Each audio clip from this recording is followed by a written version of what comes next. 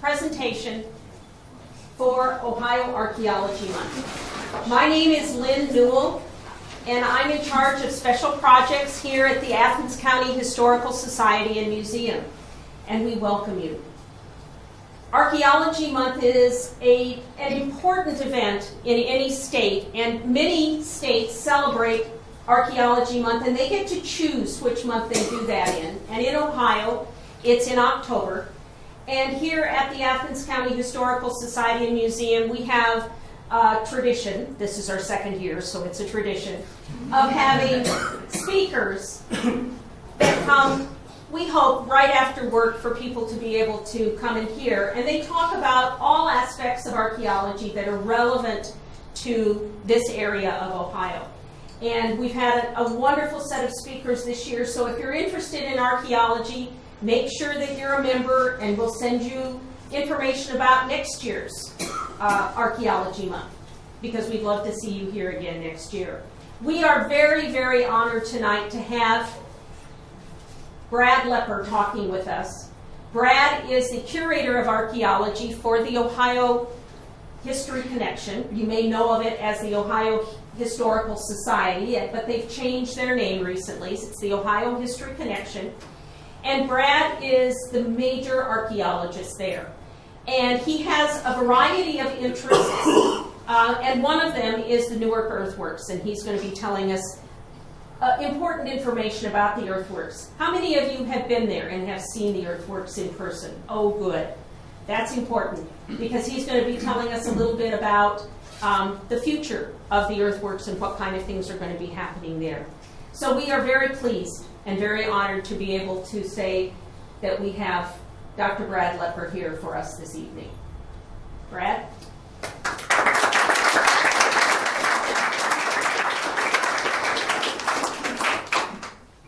Well, thank you for that wonderful introduction and for that wonderful greeting from you all. Pleased to be here tonight to share with you some of what I've learned about the Newark Earthworks.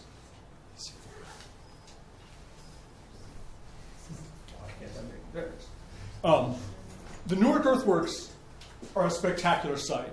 It's a National Historic Landmark, which is the highest designation the United States can give to an archaeological or historic site. And as I'll talk about at the end, it's going to be part of a nomination to become a World Heritage Site. And if you have any questions as to whether or not it should be a World Heritage Site or not, I hope by the end of my presentation, it won't be an issue. You'll fully appreciate what an extraordinary site it is. Not just was before the city of Newark got built over the top of it, but is indeed today. As it was originally existed, and this is a computerized reconstruction based on the best data we have. I worked really closely with the Center for the Electronic Reconstruction of Historic and Archaeological Sites on this. It's based on the best available mapping, the best available data. It's our best guess of what the site would have looked like from the air 2,000 years ago. It was the largest complex of geometric earthworks, not just in the Hopewell world, but in the entire world. It covered more than 4.5 square miles. It involved, by a conservative estimate, 7 million cubic feet of earth. It was built with a technology that, and as an anthropologist, I don't use this word lightly, a primitive technology. Simple is probably a better word.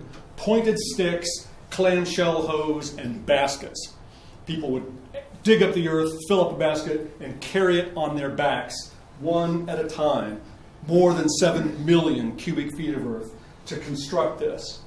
So I'm admitting the technology is simple, but as I'm going to attempt to show you, the knowledge that is encoded in this earthwork is anything but primitive. It's remarkable. So, make this go forward. This is the map I'll be using. It's not necessarily the map that provided the basis for that previous reconstruction, but this is probably the most famous map of the Newark Earthworks. If you've only seen one map, this is the one you've seen. It's very iconic. It was published in the Ephraim Squire and Edwin Davis Ancient Monuments of the Mississippi Valley, which was the the very first publication of the Smithsonian Institution, which speaks to the importance of this map and the other maps in that volume, not just for the history of American archaeology, but for the history of American science. I'll be using this because it's such a beautiful map and because it's pretty simple as the sort of the base map for what I'm going to talk to you about tonight.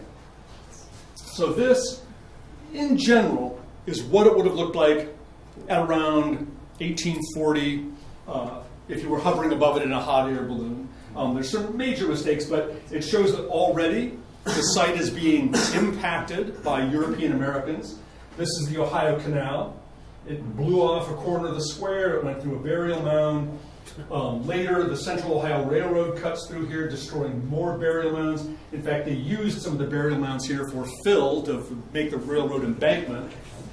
But between the canal and the railroad, Newark, which was founded over here, became an important transportation center, grew rapidly, eventually encompassing much of this site.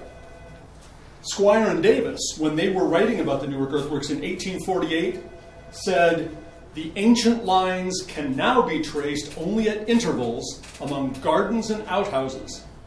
And they predicted that 50 years down the road, the people of Newark would have to look at this map to even know that this complex had once existed here. Now, I won't say unique to Newark, but extraordinarily for Newark, that prediction did not prove true. The people of Newark adopted some pretty interesting ways to preserve elements of that, to incorporate some of these earthworks into their own landscape. And because of that, we have the best preserved geometric earthworks of the Hopewell world in Newark. And so because of these two things, the extraordinary achievement of the ancient American Indians that constructed it, and the extraordinary work of early European Americans to preserve elements of that, some local Newark school kids a few years back got this site listed as Ohio's official prehistoric monument. So that's what it looks like in 1848. Oh, I wanted to tell you something about the scale of this site, and then I'll come back to what it looks like today. It's going to be a World Heritage Site. I don't think there's any question about that. It's just a question of when. So let's compare the scale of other World Heritage Sites that you might be more familiar with. The Great Pyramid of Egypt, the largest pyramid of Egypt, would fit comfortably inside the square. Roman Colosseum, 4 of those would fit just inside the octagon. That's a 50-acre octagon. And Stonehenge, maybe the world's most iconic prehistoric monument, would fit inside that small circle, which is only small because it's next to this gigantic octagon. The Hopewell culture are the people that constructed the Newark earthworks, so it's probably worthwhile not assuming everybody knows about the Hopewell culture. Let me give a brief introduction. They lived here in central Ohio in particular, but there were things going on all over eastern North America that were related to it.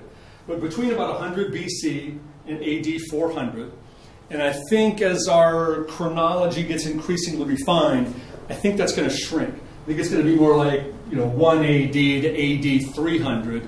I think this Hopewell explosion, as one prominent Hopewell archaeologist referred to it as, this extraordinary fluorescence, this eruption of art, architecture, and ritual, I'm not sure it would actually be sustainable for that long. So I think it really was an explosion that some archaeologists don't like it when you refer to it as a collapse. But I think this ritual explosion really did have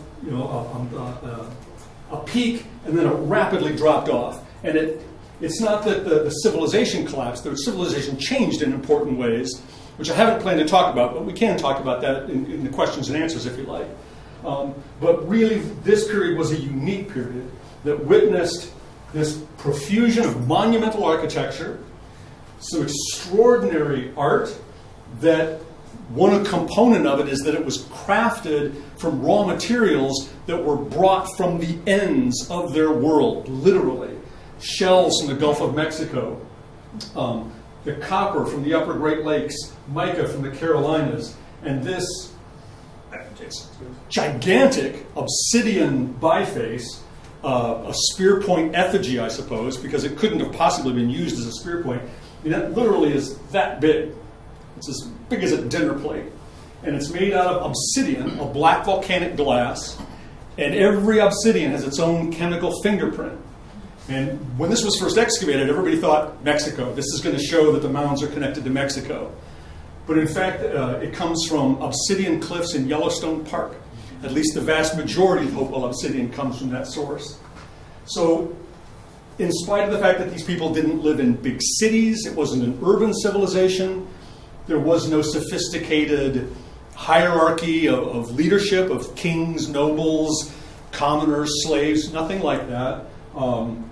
How they were able to sustain monumental architecture on that scale and this broad, we call it an interaction sphere because we don't like to draw undue conclusions. I have my own ideas about what the interaction sphere represents, and trade is only part of it. Most people assume it's a trading network. Trade's definitely a part of it, but it's not the only story.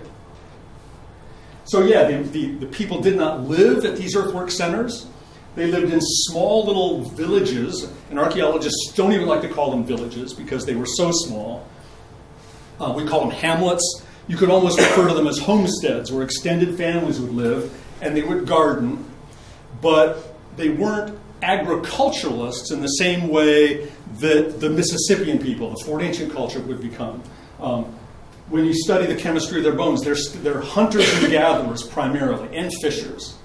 But they have this ability, they've domesticated these plants called the Eastern Agricultural Complex. And it's not corn. Corn comes in late in Hopewell. It's not an important part of the diet. But they're growing things like sunflower and squash and chenopodium, small little oily and starchy seeds that provide a storable surplus. And I think these are the foods that probably allowed periodic concentrations of large numbers of people at the great ceremonial centers, but it also evened out the food supply for the winter. Hunter-gatherers had great diets, broad spectrum diets, and healthy diets, but they would often, in northern latitudes like Ohio, have difficulty getting enough to eat during the winter. Agriculturalists, like the Mississippian folk, ate lots of corn, and it wasn't a very balanced diet. Very few of them got enough meat. Stature declines, they get all kinds of health problems. Well, the Hopewell had the best of both those worlds, a primarily hunting-gathering diet, but they had the supplementary foods provided by the Eastern Agricultural Complex. So they lived in little small communities surrounding these earthworks, but periodically hundreds or maybe more of these little communities would gather to build and engage in ceremonial activities at these places. And the Newark Earthworks is not a local community church. It's a cathedral built to serve an enormous area. At least that's what the scale of the site tells me. So here's that pan-continental interaction sphere. When I was first hired by the Ohio History Connection, it was to be the curator of the Newark Earthworks and the Flint Ridge State Memorials. And Flint Ridge, that museum at the time had a big map on it that showed all the places around eastern North America where Flint Ridge flint had been found at archaeological sites. And it was almost a perfect reflection of this. And the story was that Flint Ridge flint is what people in Newark traded to get this other stuff. But when you look at the actual quantities of material involved, which I did because I took that map and it's like, okay, Pinson Mounds. There's Flint Ridge flint at Pinson Mounds in Tennessee. How much Flint Ridge flint did they find there? Well, there's like about a dozen bladelets, which are like replaceable razor blades. You could literally hold all of them in the palm of your hand. Mica comes from eastern Tennessee in the Carolinas. One of the small mounds at Newark, the one the Ohio Canal dug through, there's actually a footnote in the Squire and Davis book that says 20 bushels of mica came out of that mound. So unless this is some bad fairy tale, I'll trade you these, dozen magic bladelets for those 20 bushels of mica. I don't think we're talking about trade at all. I think, well, I'm sort of jumping ahead to my conclusions, but I think this is Mecca. I mean, this is Jerusalem. This is a pilgrimage center. And people are coming, bringing offerings of stuff, and taking away, well, the magical experience of having been at this place and engaged in the ceremonies, perhaps even helping to build them, leaving the offerings and taking away a pilgrim's token. If you look at pilgrimage cross-culturally, there's almost always, whether it's Christian, Jewish, Taoist, Buddhist, Muslim, there's almost always that I'm taking away a badge, a token evidence that I've made the Great Hajj. And perhaps those bladelets of Flint Ridge flint would have been kept and used, you bring that out to cut your daughter's wedding cake or something on ritual occasions, and then the fact that you're cutting that cake with a Flint Ridge bladelet adds great weight and authority to the fact, oh, he's somebody to be reckoned with. So that's my notion of what's going on here. There's trade, certainly, but the quantity of material is so much greater in Hopewell than it is even in the early woodland, the Adena culture and the related cultures, that something new is happening. Okay, now we're back to this base map. The Newark Earthworks, circa 1848. I've given you the outline. There are these major earthwork components: octagon earthworks, the great circle, the square, and the cemetery. This used to be an oval earthwork, not a horseshoe-shaped earthwork. That's what it looks like today. So let me back up. Before, after. This island of green down here is the great circle.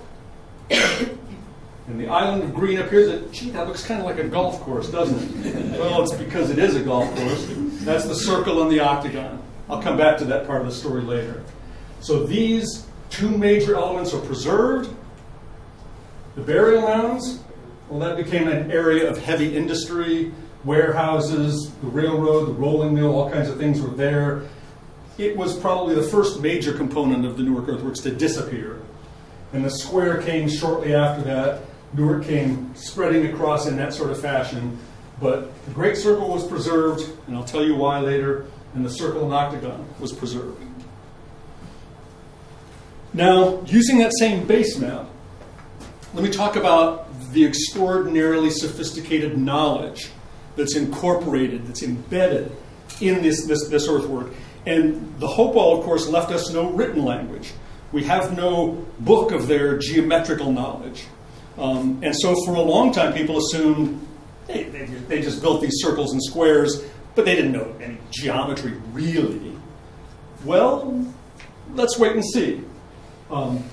The diameter of the great circle is equal to the circumference. I guess I said that wrong. No, the circumference of the circle is equal to the perimeter of the square.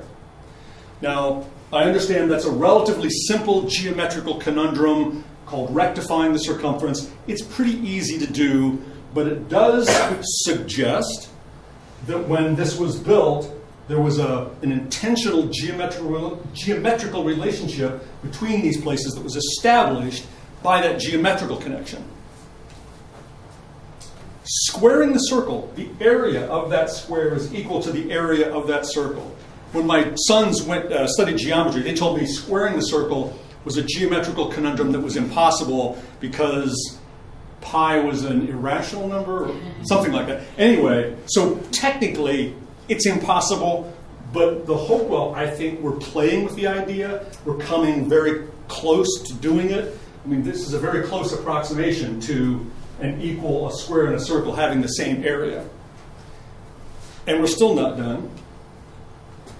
The area of the great circle, which is slightly larger than this circle, is equal to the area of a square that you could construct in the octagon by drawing lines from alternate vertices of the octagon. It's a perfect square. The sides of the square are equal to the diameter of this circle, which is 1,054 feet. But the area of that square is equal to the area of that circle. So this is kind of a cryptic feature. It's not a square that you can actually see when you're there, but it's part of the geometry. And it suggests geometrical connections with all of these different parts of the site. And I feel that those geometrical connections and the fact that all of these components don't duplicate each other, the fact that this is the cemetery, that this great circle had an interior ditch that was probably filled with water, and none of the other earthworks has an interior ditch. So I think it's got a special function. The circle and octagon, well, I'll talk more about what is a special component of that site. I view this as a ceremonial machine conceived by some one person or group of people, although I have a hard time of a committee designing something like this. And I think that individual oversaw its construction. Because if that's not true, then these people who did not have a political hierarchy somehow sustained a vision generated by one man or woman over generations. There are Hopewell earthworks that were built over generations. Fort Ancient is an excellent example of that. Radiocarbon dating has demonstrated it. I think this is an example of the opposite, of an earthwork that was conceived and built in a relatively short period of time, an intense period of activity that realized a synthesis of all that the Hopewell had been developing in architecture in the Scioto Valley for probably generations before. And I think people came north in significant ways and built this as a demonstration of all the knowledge that they had learned up till then. The distance from the center of this circle to the center of this circle is exactly 6 times the diameter of that circle. So I think there's a common unit of measure that's being used here. The distance from the center of the octagon to the center of the square is that same measurement, 6 times that diameter. Now this I'm not so sure about, but the late Jim Marshall, a civil engineer who did maps of all the earthworks in Ohio and many other states, pointed out that if you drew a line from the center of the octagon to the center of the great circle, and then drew an east-west line and a north-south line, that you'd construct a 3-4-5 right triangle. And he said it meant, because he found this relationship at other Hopewell sites, that these people understood the Pythagorean theorem. I don't know that that's true. And I think when I originally read Jim Marshall's article, which was back in the late 70s or something, I didn't believe it. But why not? Pythagoras came up with that idea long before the Hopewell, a couple centuries probably. Why couldn't these people do it? To say they couldn't because they were naked savages, that they were illiterate or something, is more than ethnocentric, it's racist. So it seems surprising, but when you think about everything else these people accomplished, maybe it's not such a stretch. So let me take you on a tour of the sites now. Photograph of the Great Circle with its interior ditch. This is just inside the gateway.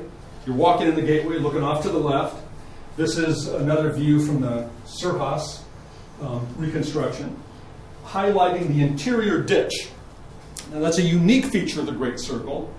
It's more common with Adena culture circles, and there are some people who say that means this was an earlier construction. This was like the original construction, and then the rest of the earthworks were built on later, perhaps generations, maybe centuries later. That's possible. But it's also possible that Hopewell people built this referencing the earlier architecture of the Adena. It's like if your bank has Greek columns on it. It doesn't mean it was built 2,000 years ago. It was built in modern days by architects who were evoking Greek architecture for particular reasons. I think that might be what's going on here. Now, why does it have a ditch? I think there's pretty good evidence that it held water.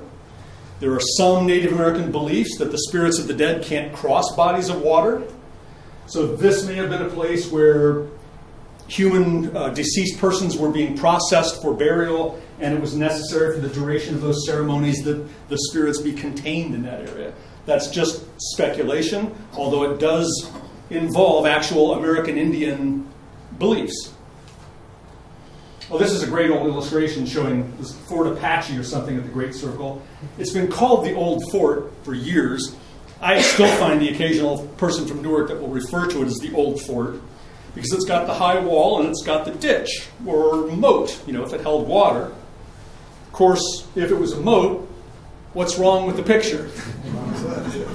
It's on the wrong side of the walls, of course. Well, Cornelius Matthews in 1839 recognized that if it was a fort, having the ditch inside the walls was an issue, but he said it was constructed on principles of military science, now lost or inexplicable. There's a guy that's committed to an interpretation, regardless of the facts. The Great Circle was saved because it became the Licking County Fairgrounds. And in fact, in 1854, the Ohio State Fair was held there. There was a racetrack that ran around inside it. There was, at one point, a switchback railroad, which we now call a roller coaster. There was a Ferris wheel, I think like the third one in the United States was at this park. Shooting galleries, all kinds of barns for different animals to show. But even though it was a fairgrounds and people were going there today for the same reason people go to Kings Island or Cedar Point, all the sort of literature about it, the Great Circle was one of the main attractions. The fact that it wasn't just simply plopped there because it was a convenient circle, it was there to partake of the mystery and the attraction that that site held for people. The fact that we wouldn't put a fairgrounds there today, I don't think says that what they were doing was awful and was desecrating the circle. They were finding, I think, a very creative way to preserve the site. In 1992, myself and Dr. Deanne Weimer from Bloomsburg University excavated a trench through the Great Circle, wanting to understand how it was built, whether it was built in stages or whether it was built all at once. We found a bunch of remarkable things we hadn't anticipated. One thing we didn't find was any charcoal to date.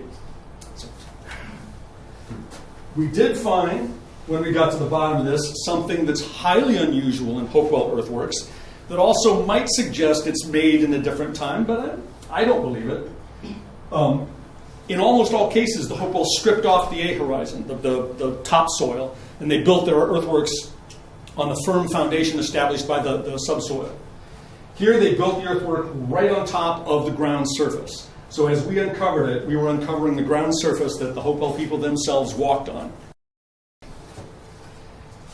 But that did a couple things. A soil scientist from Denison University looked at that soil profile and said, that looks like a prairie soil profile to me.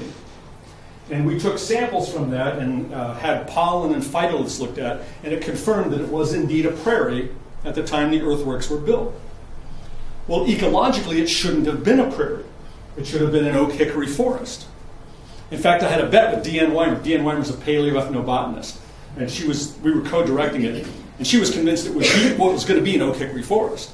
And I said, I think it's going to be a prairie, and I had a couple of historical reasons for thinking that, but also because of the complex design of the earthworks. If there had been a full oak hickory forest there, it means people with stone axes would have cleared 4.5 square miles of land and then drag the trees off to be able to lay out this precise survey of the Newark earthworks. It's like, yeah, it's probably a prairie. That would have made it much easier. Well, this confirms that it was indeed a prairie surrounded by this ocean of oak hickory forest. So it was an island. And it hadn't just been burned off. So I think it had been a prairie for hundreds, if not thousands of years preceding this. And the reason for that, hunting and gathering peoples all over the world burn off chunks of forest to create openings because a closed forest has very few deer or other game in it, but a forest with lots of openings has lots of deer. So I think this landscape was being managed for 1,000, 2,000, 3,000 years before the Hopewell were ever there. They took advantage of this opportunity of finding this confluence of rivers and this broad open prairie was the perfect tapestry for them to build the Newark earthworks on. On top of that, our trench happened to bisect a low mound made out of pretty uniform grayish clay. And what we extrapolate, we only did one trench, we extrapolate that they picked the center point, and they didn't do that haphazardly. They did that according to a complicated survey. They knew exactly where they wanted to make the center point. And then they put some kind of a rope, maybe 600 feet long, because that's a 1,200-foot diameter circle, and then began to walk around in a circle and at various points building little mounds. So we think at the beginning of stage 1, there would have been a circle, these low mounds that would define where the circle would be built. In stage 2, they dig the trench, leave a gap, and then take the dark brown earth from the upper layers of the soil and pile it on top of that mound. So here in this profile, you can see the mound, and then this dark brown earth. And here you can see how dark brown it is. These are actually samples of that soil. And then the outer embankment, they took the subsoil and filled in from the top of that dark brown earthwork to the edge of the ditch. So that when the earthwork was freshly constructed, it would look mostly dark brown from the outside, bright yellow-brown on the inside. Now this is reconstruction added when the fairgrounds became a park. There was a lot of the CCC, the Civilian Conservation Corps, did minor restorations at the site. We picked this location because there were no trees there. And we began digging, and over here we hit, when we got to this level, cement steps that had been over. Where did the cement steps come from? They had jackhammered a bunch of the cement steps and used some of that broken cement to help in these reconstructions. But that's why there were no trees growing there, is because there was a cement platform underneath it. So we had to move our trench this way to go down all the way. But all of this is restoration, and we actually have the blueprints from the CCC showing that in most cases the circle was not restored, only in places where it had been damaged by fairground activities, and this is one. So what that might have looked like, what that profile might have looked like if it had gone up, we're not quite sure. But this contrast of light brown stuff on the inside and dark brown has actually been found at Hopeton to be the same light on the inside, dark on the outside pattern. At the center of the Great Circle, almost, well, unique to the Newark complex, is what's been called Eagle Mound. Now, who thinks that looks like an eagle? Or a bird of any kind? It's an ink blot test, I think. Is it a bird's footprint? Is it an arrow pointing that way? Somebody thought it looked like a person floating in the water. It has this shape because what was there first had sort of a similar shape. This is the excavation map done by Emerson Greenman in 1928 when he excavated it. And it appears to be a longhouse in the center. And it's not a place where people lived. There were no garbage pits or cooking fires. There was, at the very center, a bathtub-shaped clay basin that had repeated burning episodes in it. Similar features in Chillicothe mounds have been cremation facilities, but there were no human remains here. It had been cleaned out and filled with white sand as part of its decommissioning. And then the structure disassembled and this mound built on top of it. And Greenman in his notes reported that there were scraps of mica in the back of the structure and 2 copper artifacts on the floor of the front structure. So there's a seeming difference in the rituals that were taking place back here versus up here. And then there just seemed to be walls going off as if they were screens of some kind, perhaps for the performances that went in there. Now, I didn't mention when the fairgrounds were there, and this isn't just an amusing historical anecdote, there's actually a reason for talking about this. While the fairgrounds were there, of course the Civil War erupted in part of that, and the 76th Ohio Volunteer Infantry used this as their training ground. After the war, in 1880-something, there was a grand reunion of the Union Army held here. And opposite this racetrack, there was a big pavilion erected, a grandstand, that's what the word I'm looking for watching the races. And opposite that, in the center, Newark had built a speaker's platform for President Rutherford B. Hayes, General Sherman, and Garfield, soon to be President Garfield, and some other notables. Ex-President Grant couldn't make it. He was in Milan, Italy, but he sent a telegram to be read to the audience there. And the speaker's platform must have been built, as today, by the lowest bidding contractor, because partway through the program, the speaker's platform began to collapse. A Cincinnati newspaper said that President Hayes and General Sherman and Garfield only saved themselves by throwing themselves forward out of their chairs, the chairs falling backward into the collapsing beam of the speaker's platform. And somebody has told me that Sherman said that one drunken carpenter in Newark almost accomplished what 1,000 rebel sharpshooters were not able to do.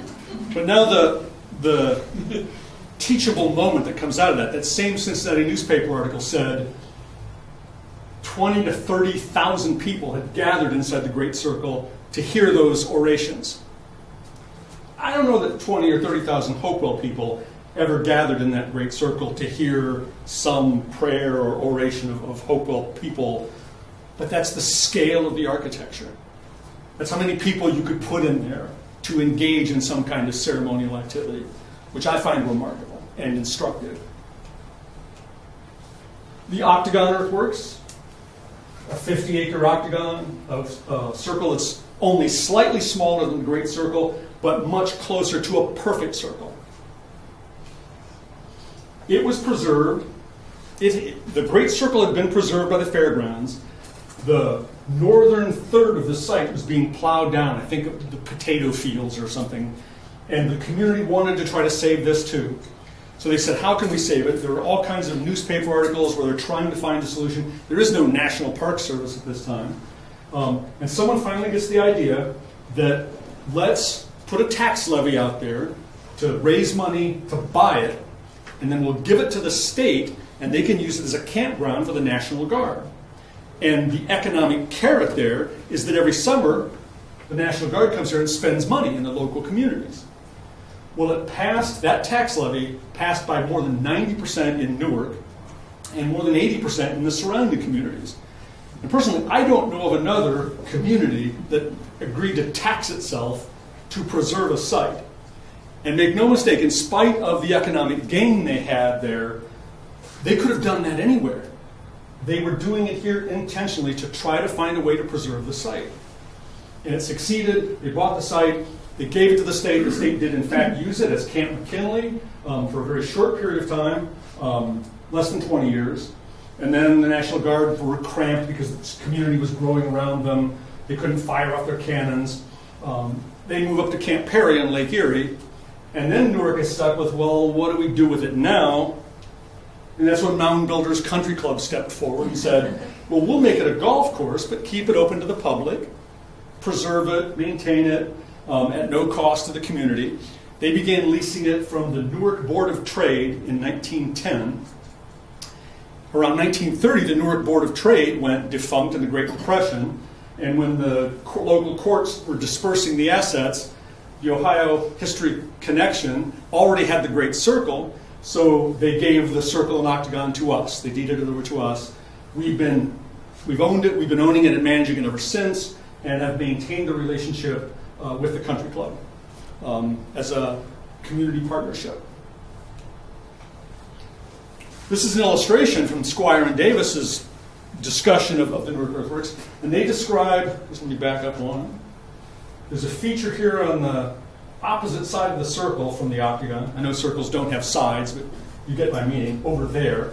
And they call it the observatory, because if you get up on it, you get a nice observation view of the earthworks.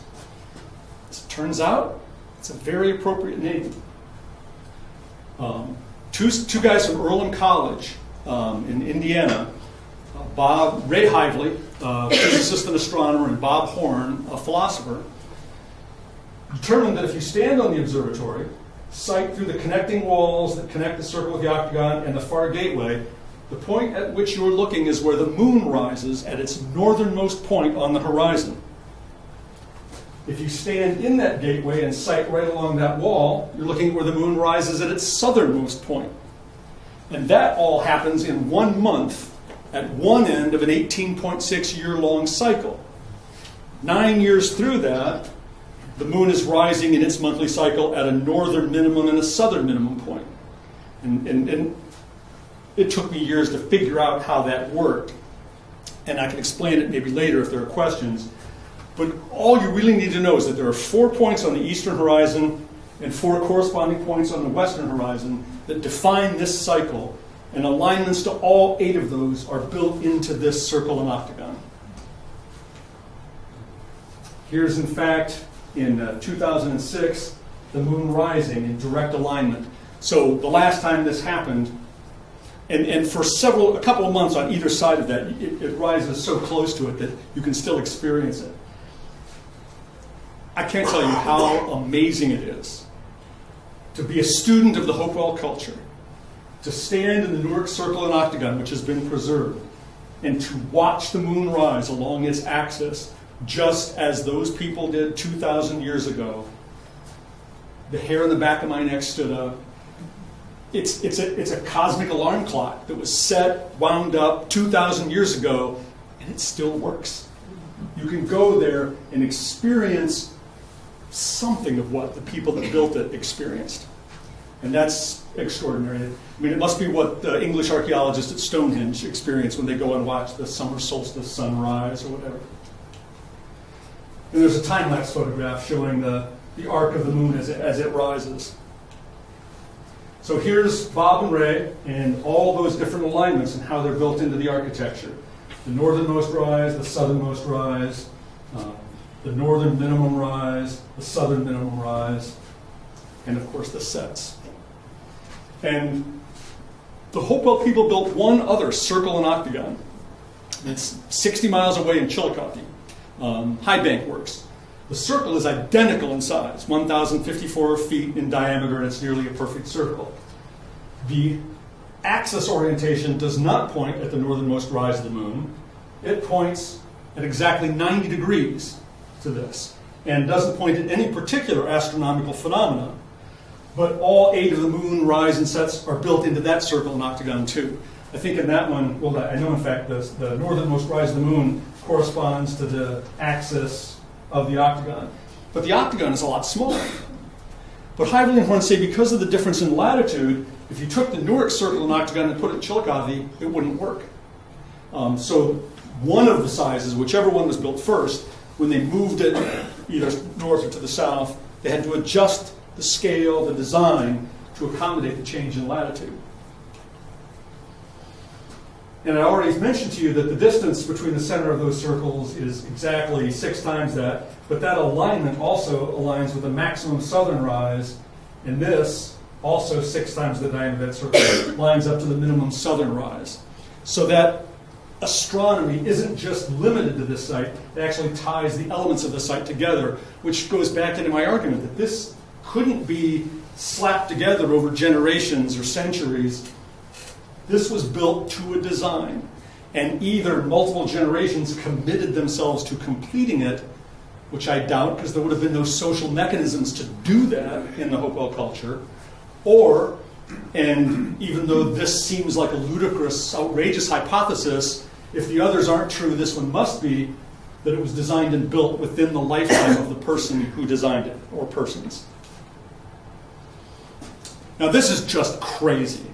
A physicist, retired physicist, wrote me and said, you know, the difference in diameter between the observatory circle and the great circle is proportionally the same as the difference in the diameter of the moon at apogee and perigee. You know, the supermoon, that's the diameter of the great circle.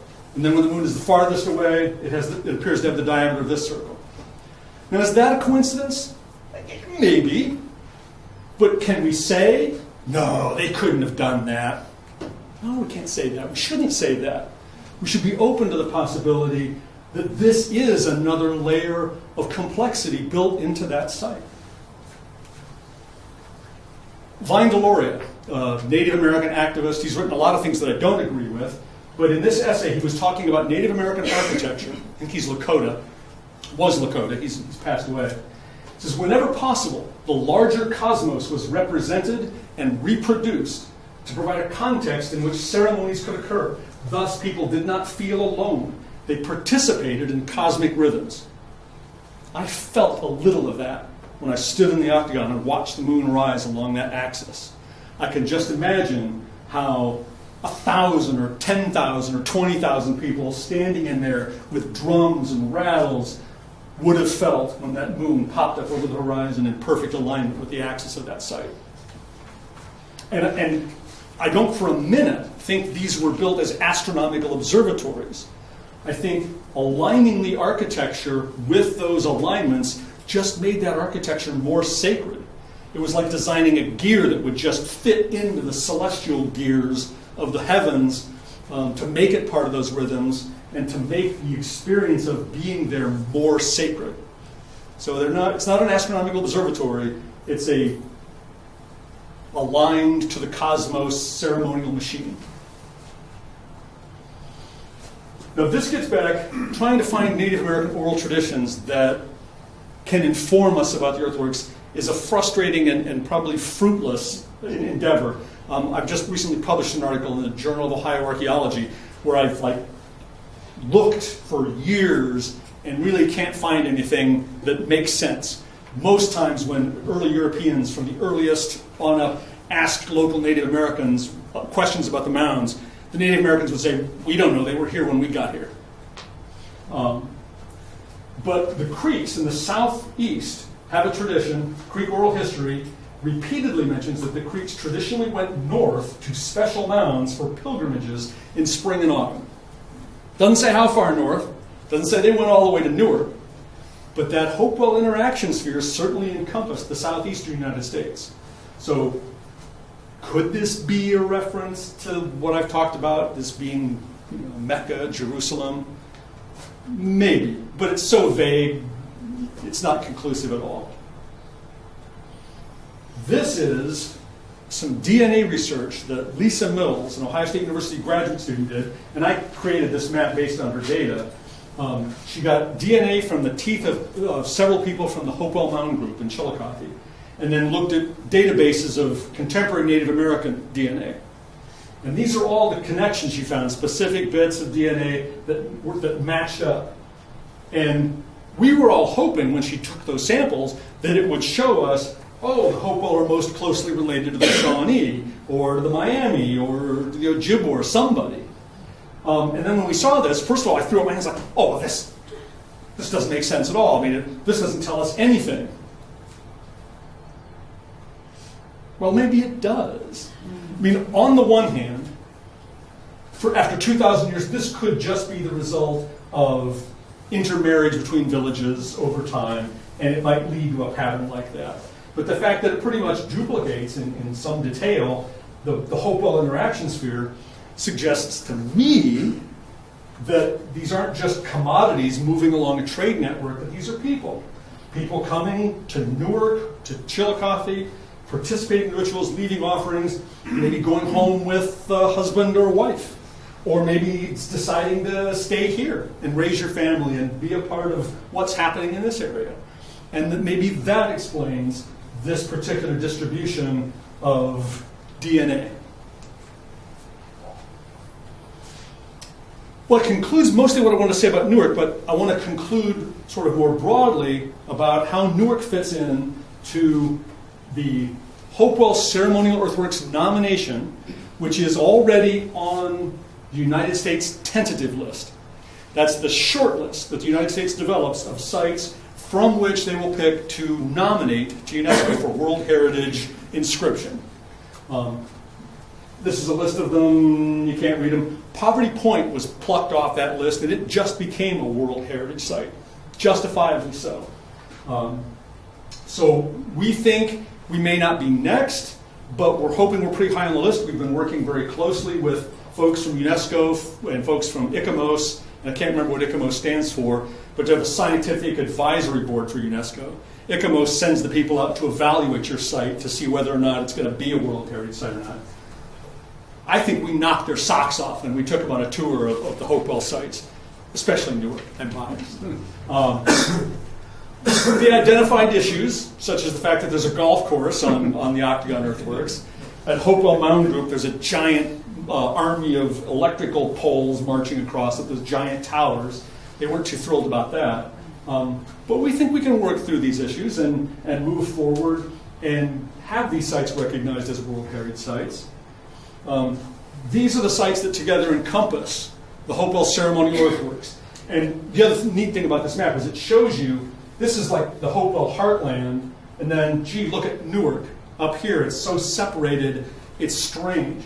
But it's the Newark Earthworks, it's Fort Ancient, and then the 5 sites that together make up Hopewell Culture National Historical Park.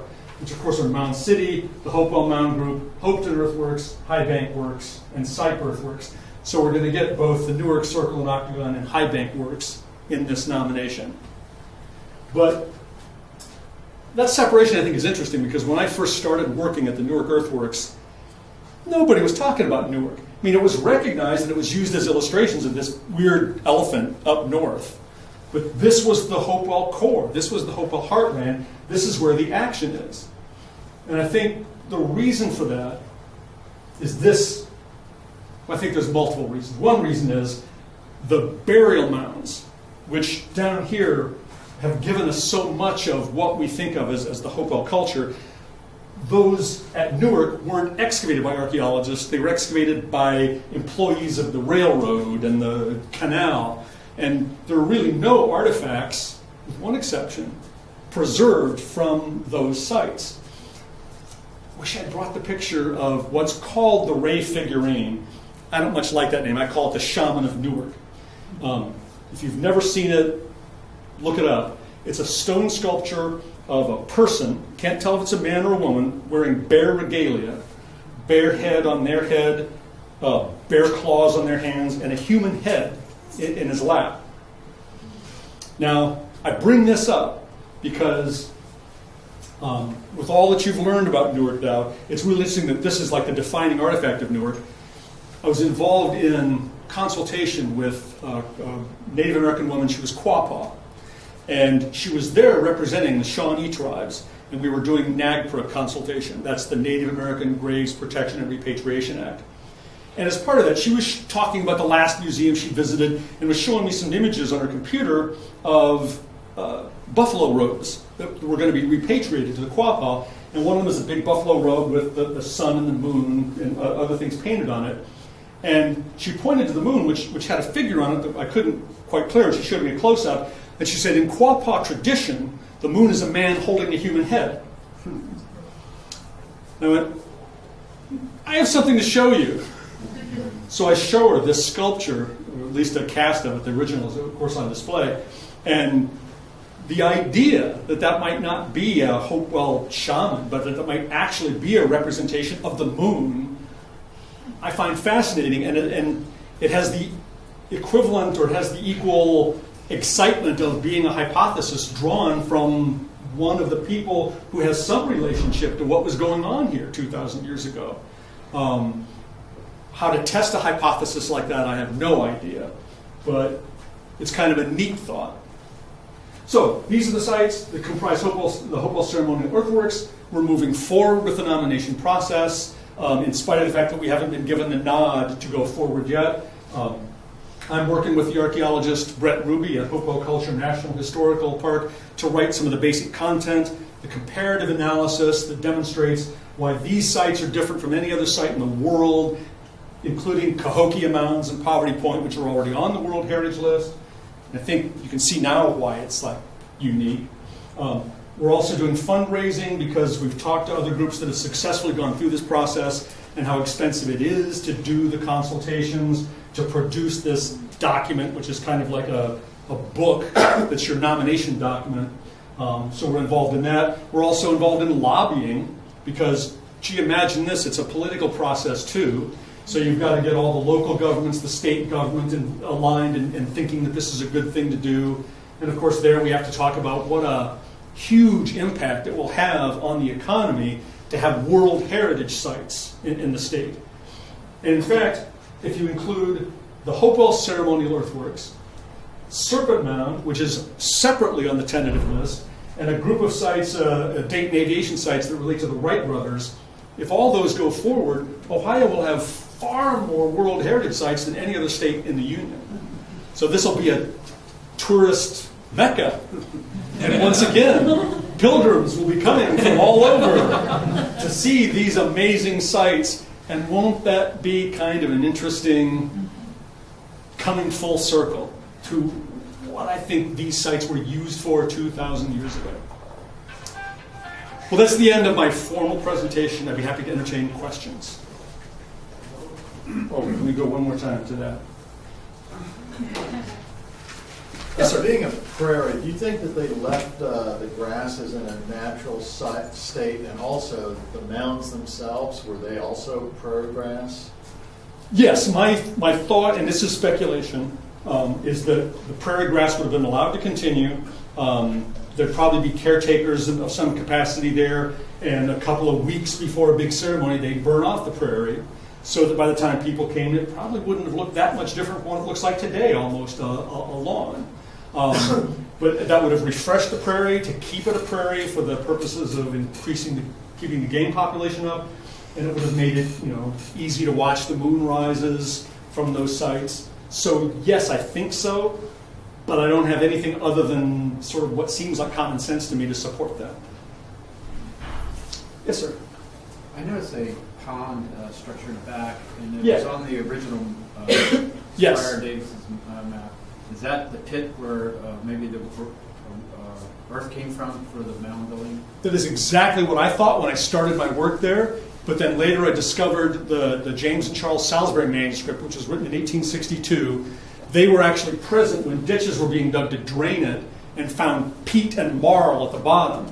So it's a kettle lake, and it was probably, that water feature was integral to designing the earthworks around it.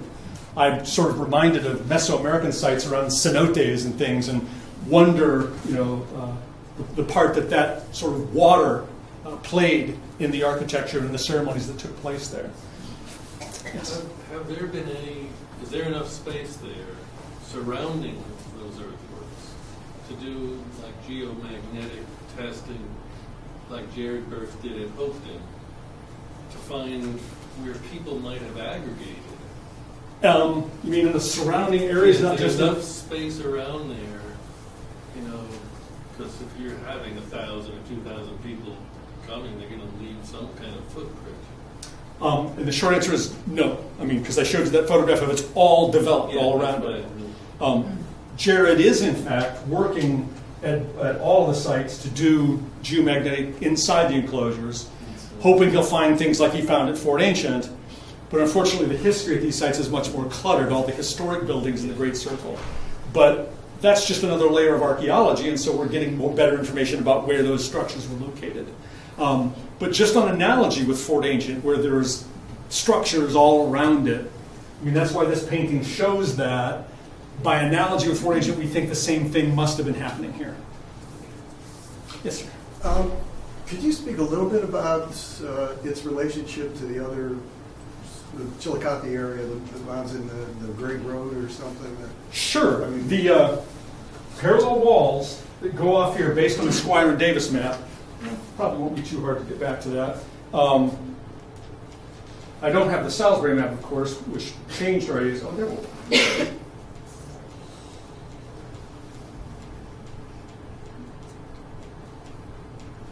Try and get one that's uncluttered with other things. There we go.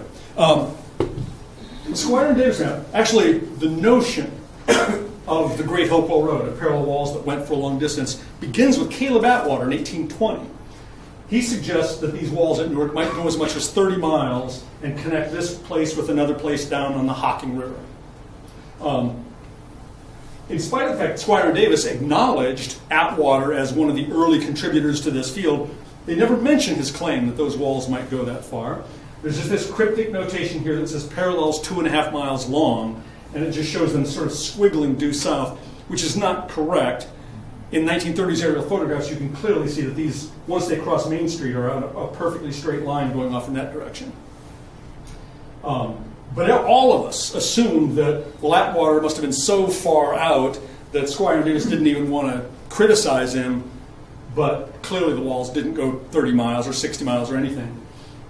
James and Charles Salisbury in 1862, so this is 1848, less than 20 years later, they follow those walls 3.5 miles or 2.5 miles and come to Ramp Creek.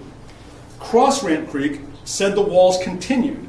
And they traced them, they said 6.5 miles, and the quote from the unpublished manuscript is, over hills, through tangled swamps, still keeping their undeviating course.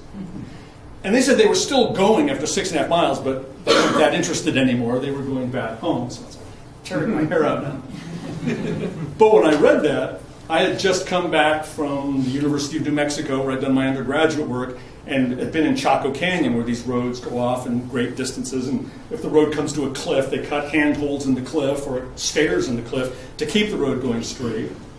And I thought, well, if this is a road like that, it could go a long way. So where would it go if it kept going? And I drew a line across several quad maps, and it goes to the center of Chillicothe. On the Ohio Highway map, the dot that represents Chillicothe is where that goes. And of course, Chillicothe is the main center of this. I don't know, and because of all the development in between us, if we'll ever be able to know if that road went 60 miles or not. But even if it only went 6.5 miles, and I think there's compelling evidence from other sources that it might have gone as much as 15 miles. But it's clearly pointing and referencing Chillicothe. It's making a direct physical connection. And that's what I've called the Great Hopewell Road. I speculate that just like some of the roads in Chaco Canyon or in the Mayan area, it could be that same kind of thing. And just to toss out some of this astronomy, the orientation of that, Hively and Horn told me, is exactly at right angles to the sunset on the summer solstice. And Bill Romaine, who's done some archaeology and did some archaeoastronomy, decided to see what it would look like in 100 AD if you were standing in the Hopewell Road and watched the sun set. The sun and the moon are basically in the same places, but the stars have shifted for reasons that are beyond my ability to explain at the moment. But computer programs allow you to wind the sky back.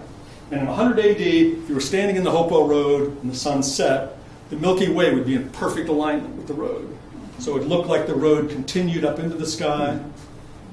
Mayan roads, their name for them is Sacpe, which means white road, and that's the same name they give to the Milky Way. The Delaware also refer to the Milky Way as a white road. So, did they build it? Because, I don't know. But we cannot say, well, of course they didn't do that. Ray Hively and Robert Horn told me that in 1982, when they originally rediscovered that the lunar earthworks were incorporated, that they went to a senior Hopewell archaeologist, and he told them that the Hopewell couldn't have done that because they were savages. We've got to get beyond that. Yes, in the back. Yeah, you now, and then you.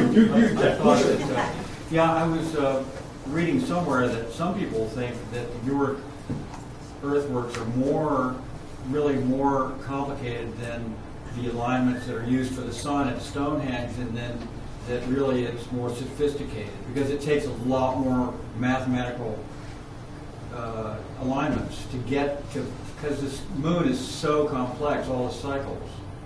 I'm not in a position to evaluate that, but I have no problem saying that Newark's better than Stonehenge. Yes, sir. I also wanted to mention about the giant skeletons I keep hearing about. Yes. That were found in the 19th century. What about those? I actually get asked about those a lot, and I would simply say that we have almost 8,000 sets of human remains at the Ohio Historical Site, the second largest collection of human remains other than like the Smithsonian right now. And we don't have any giant skeletons. There are people who claim that both the Smithsonian and the Ohio Historical Society has them, but we're hiding them as part of some conspiracy. We've been, let me finish this.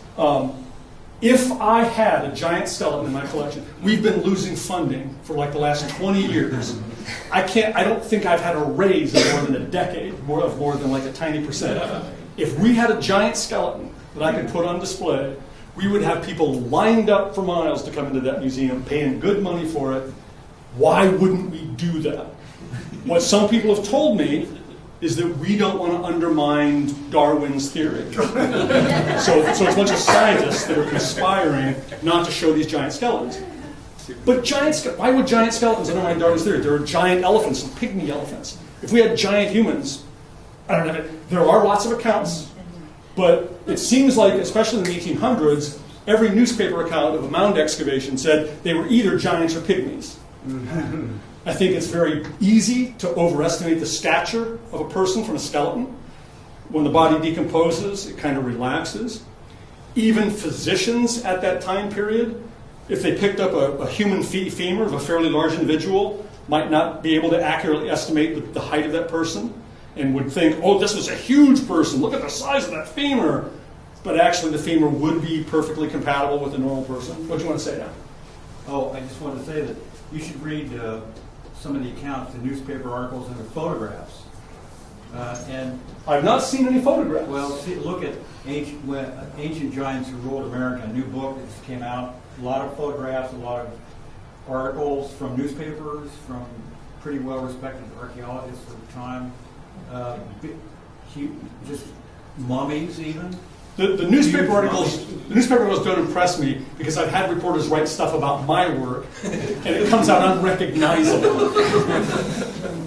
I mean, the most egregious example of that doesn't relate to a specific finding, but I was at an artifact identification day, and somebody brought artifact. It was a spectacular cache, and the reporter kept asking me, how much is that worth?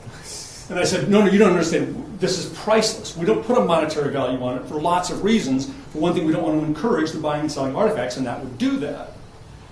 I'm quoted in this newspaper as saying the discovery was unique and worth a lot of money. I didn't say that. But so newspapers at the time would print things on purpose to be sensational, to sell newspapers. So I don't think you can simply take a newspaper account of a discovery of a giant at face value from the 1800s. Photographs, I'd be much more interested in seeing photographs. And there were tall people. Don Dragoo in Mounds of the Dead talks about one of the skeletons from the mound he was excavating as being nearly 7 feet tall. So sure, yeah, there were LeBron James type people, even back then, that were like at the extreme range of variation. But there were no 10-foot tall people or 20-foot tall people. Yes, you have a question. It's been several years ago, and my memory is not good anymore. I know how that is. I hope not. Hope you never get like this. Anyway, we visited a ridge up in, it was a long walk up this big hill in Chillicothe, and it had just been acquired by the state, and we had special permission to visit this ridge, and it had a stone fence all around it that our ancestors had brought their wagons up and taken the stones away to make fences on their farms. I don't remember the name of this place, but I know it was above Chillicothe, and I wondered if you knew about it and if they had decided anything, because they didn't know. They Yes. didn't act like they knew anything about it. It's called Spruce Hill. Okay. It's now part of Hopewell Culture National Historical Park, and it's one of those unusual Hopewell sites that had stone walls. There are a couple other examples of that. The Glenford Works in Perry County also have stone architecture as part of it. And yeah, even though a lot of the stones are gone, there are still some there. It's part of the Park Service site. They're studying it, but it is preserved now. And yeah, that would have been. You can still occasionally get tours to that site through the Park Service. So why are we so arrogant to think that they wouldn't have a stone road from there to Chillicothe? Well, it wasn't stone. These walls were made out of earth. But it's not that nobody said they can't. No, but what archaeologists have said is that I haven't proven that they did. And they're absolutely right. But I think the testimony of the Salisbury said it went much further than Squire and Davis went. And in fact, that Squire and Davis didn't cross the river and follow the roads. I mean, people in that same time period studying Chaco Canyon, they weren't paying any attention to the Chaco Canyon roads either. The roads weren't interesting to them back then. They were focused on the big earthworks and the burial mounds. It's only later that research interests broadened to include the surrounding landscape and the roads. So it doesn't surprise me at all that Squire and Davis didn't make much of an effort to follow those. Clearly, they weren't interested even in drawing them accurately. But in 1870, a guy named Samuel Park, based on Atwater's account, decided to look to see if he could follow those roads, and he couldn't. He said the land between Newark and Circleville and Chillicothe was so improved, by which he meant plowed, that he couldn't find any traces, and he doubted that traces could be found. But now we have different techniques. We have remote sensing that perhaps some of those fields could be looked, and maybe traces, the foundations of those walls could still be found. But it looks to me, and Bill Romaine and I think Jared Burks did a LiDAR study of the existing section of walls that's in a woodlot just north of the Licking County Airport. And it looks like all they did to build it was strip the ground and pile the walls up. So the actual surface of the road is below the ground surface. And then plowing would simply restore that earth back down where it was. So there might not be much of a signature. They didn't dig ditches. It's just moving the earth, and then if it just got plowed back. There's no foundation. Doesn't appear to be, at least based on that hypothesis. So we may never be able to test it, which means it's not even a testable hypothesis, which means I can't be right or wrong anymore, which is kind of sad and frustrating. Because I would like to know whether it went the whole way or not. But even if it didn't go the whole way, if it only went 15 miles, it's an extraordinary set of parallel walls in the Hopewell world, and it's pointing at Chillicothe for a reason, whether or not it went all the way or not.